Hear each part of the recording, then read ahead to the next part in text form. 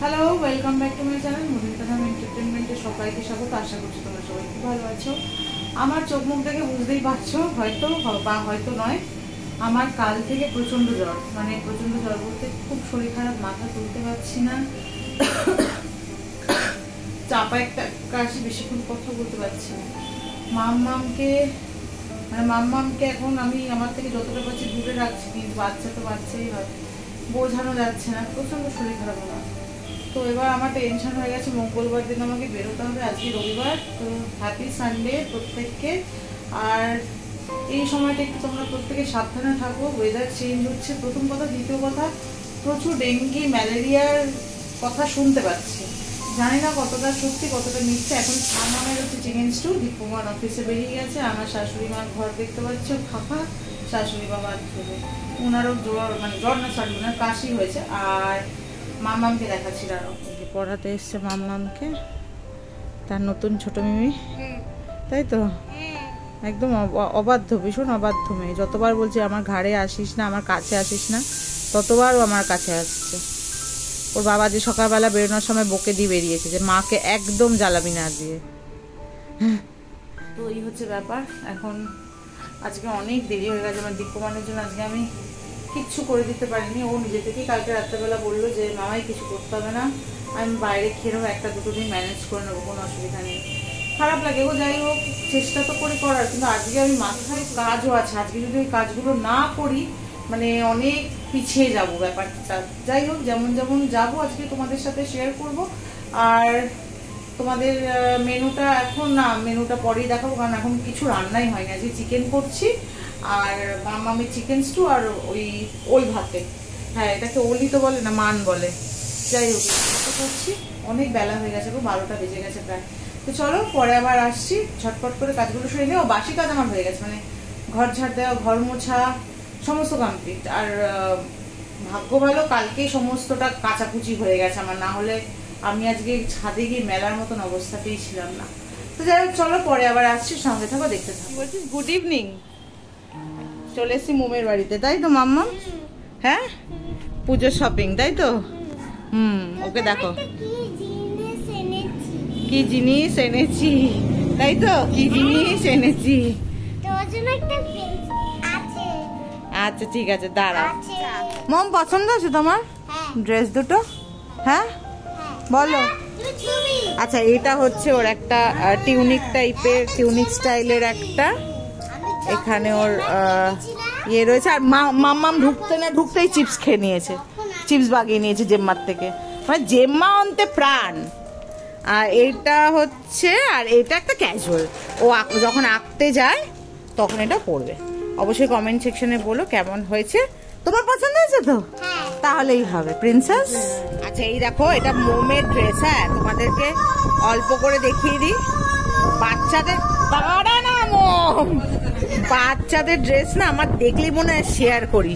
এটা একটা ওর মাসিমুনি দিয়েছে, এটা একটা হট ইয়ে বলতে পারো, মিনি স্কার্ট আর কি, মিনি স্কার্ট, হট প্যান্ট বলতে চাইছিলাম, মিনি স্কার্ট। এটার সাথে আছে এই টপটা, বাচ্চাদের জামা কাপড়, মানে কি বলবো এই টপটা। আচ্ছা এটা একটা টিউনিক দিয়েছে, এটা ওর মামা দিয়েছে। এই টিউনিকটা দেখো কি সুন্দর, আমার তো এই দুটোই বেশি ভালো লেগেছে। তো ভাবলাম যে, তবে এই ড্রেসটাও সুন্দর, এটা আবার গোয়ার বিচের ড্রেস, দেখো খুব সুন্দর।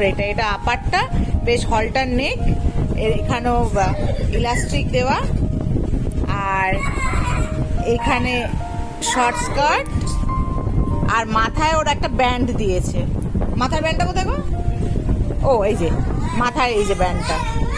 আচ্ছা এটা একটা গেল। আর এই ফ্রকটা মামা, এই ফ্রকটাও ভীষণ সুন্দর। এই ফ্রকটা দেখো, ওয়াইন, এটা ওয়াইন কালার ঠিক না, এটা মেজেন্ডাও ঠিক নয়, মানে কালারটা এত সোবার, ওয়াইন কালারই বলা যেতে পারে, তবে ক্যামেরায় ঠিক জাস্টিস করছে না কালারটা, রানী কালার আসছে, তবে এটা রানী কালার নয়। অবশ্যই কমেন্ট সেকশনে বলো কেমন হয়েছে। বাচ্চাদের ড্রেস তো না শেয়ার করে পারলাম না। এই যে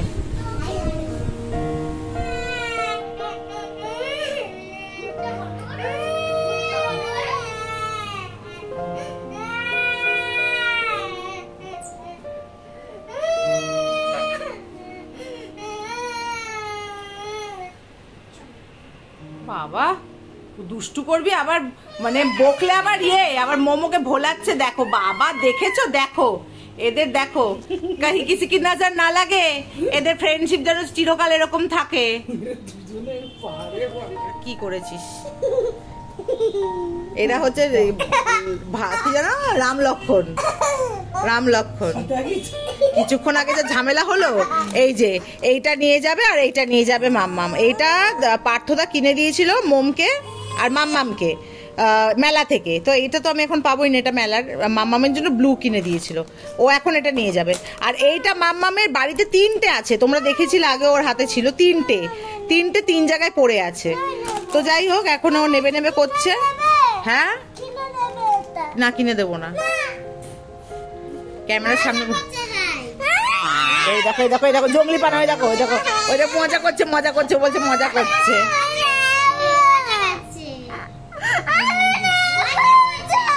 ওই দেখো মজা করছে, ওই দেখ মোম বলছে মজা করছে। আচ্ছা চ বাড়ি চ, তারপর দেখছি। হ্যাঁ ঠিক আছে চ। তো বাড়ি চলে এলাম, তো দেখতেই পেলে মোমের আজকে বাচ্চাদের, মানে বিশ্বাস করো বাচ্চাদের না, মানে কালেকশন দেখাতে আমার ভীষণ ভালো লাগে, মানে যারই হোক সেটা। তো বাচ্চাই হয়, বাচ্চাদের কালেকশনের আলাদাই মজা চলে এসছে। আরেকটা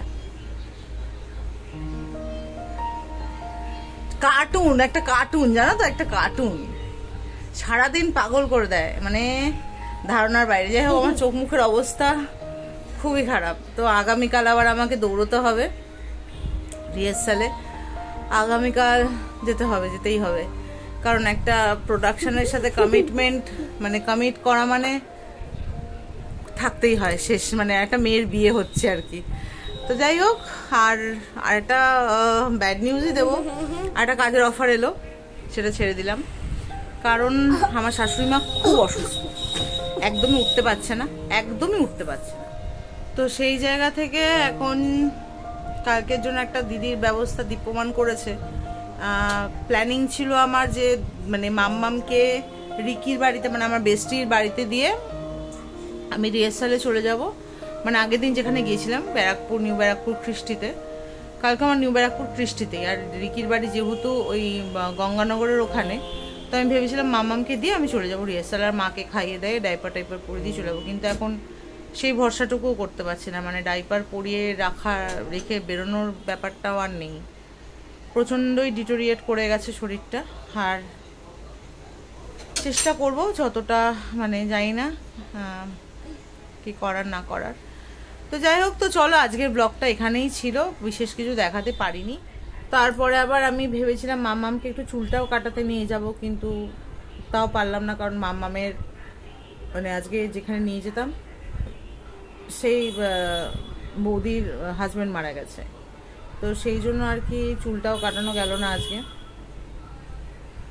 অগত্যা কোনো ব্লগও শেয়ার করতে পারলাম না, সেই জন্য বুঝতেই পারছো, মানে পারছি না গো, মানে সত্যি কথা পারছি না। নিজের শরীর ভালো না, তার উপর বাড়িতে দীপ্যমান, মানে সারাক্ষণই প্রায় বাইরে, সারাক্ষণই মানে 24 ঘন্টার মধ্যে 10 ঘন্টা যদি বাইরে থাকে একটা লোক, আর বাকি ধরো 10 ঘন্টা কোথায়, হ্যাঁ 12 ঘন্টা বাড়ির বাইরে, তা তো মিনিমাম 4-5 ঘন্টা সে ঘুমোয়। তো বাকি টাইমটা তার মাকে এটা ওটা করতে করতেই চলে যায়। বাড়িতে ঢুকবে এখন দীপ্যমানের শুতে প্রায় রাত 1:30-2টো।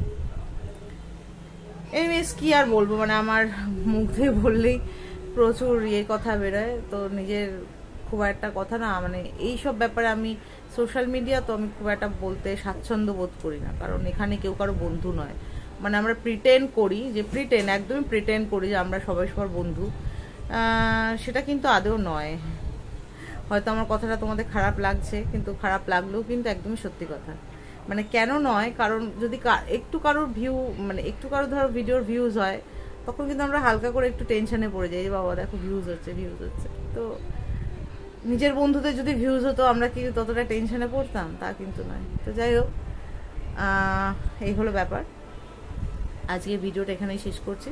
তোমরা সবাই খুব ভালো থেকো, সুস্থ থেকো, সবাইকে ভালো রেখো। আর হ্যাঁ, আমার চ্যানেলে আজকে যারা প্রথমবার এসেছো, যদি 0.0000.1%। যদি ভালো লেগে থাকে তাহলে অবশ্যই নোটিফিকেশনের পাশে যে বেল আইকনটা আছে ওটা টুং করে বাজিয়ে দেবো, আর পরিবারে চলে যাবে, যাতে নতুন করে যখনই কোনো ভিডিও পোস্ট করি তোমাদের কাছে নোটিফিকেশন চলে যায়।